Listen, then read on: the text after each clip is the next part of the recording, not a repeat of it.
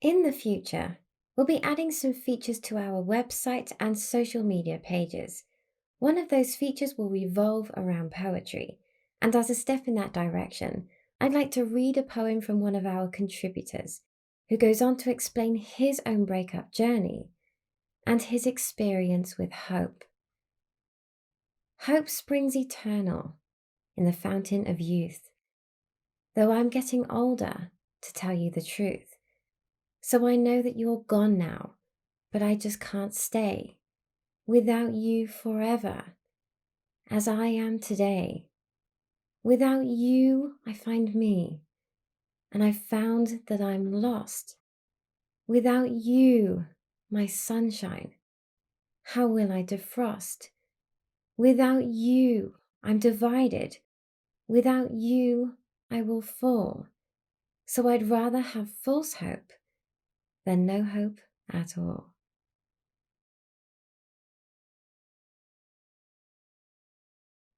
I wrote that poem during my breakup with a girl who I'd once sent the message, please say something to make me happy.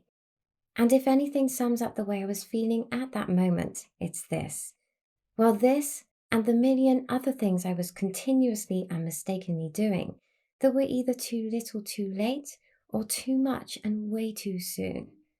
I'd also just left what you might call an ordinary job, in which I was once extremely happy, but not any longer, to study something that could have earned us a lot of money, but was already bringing unhappiness and a set of obsessive and perfectionist tendencies that I later found out were part of a greater problem called body dysmorphic disorder, which was something I'd suffered since my teenage years and had, as a consequence of the situation, taken me by the hand and led me back, both mentally and physically, to a place that was very dark, very cold, and very lonely.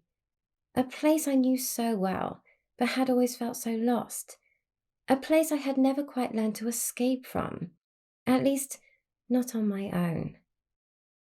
Luckily, and surprisingly, if I'm honest, I still had people who cared for my well being.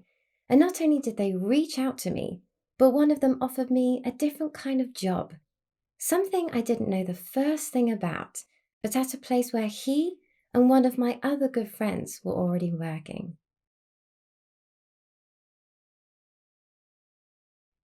It was this combination of getting myself back into the world, finding myself a new challenge, and being around friends, both old and new, that slowly but surely got me over my breakup.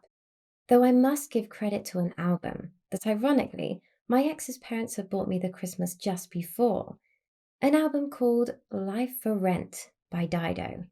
It pretty much tells the story of a breakup from start to finish, and I listened to it every morning as I drove to work, accompanied by a level of wailing and sobbing that also very slowly, but very surely, turned into singing.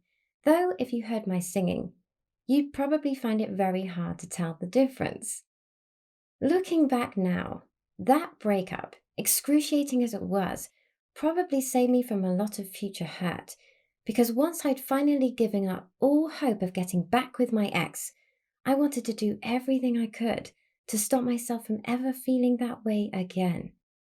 In essence, I wanted to find a new hope, and eventually I did.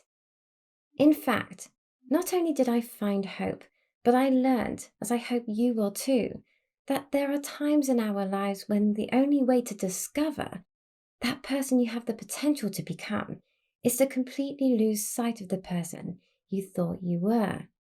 That is, sometimes you have to lose yourself if you're ever going to find yourself.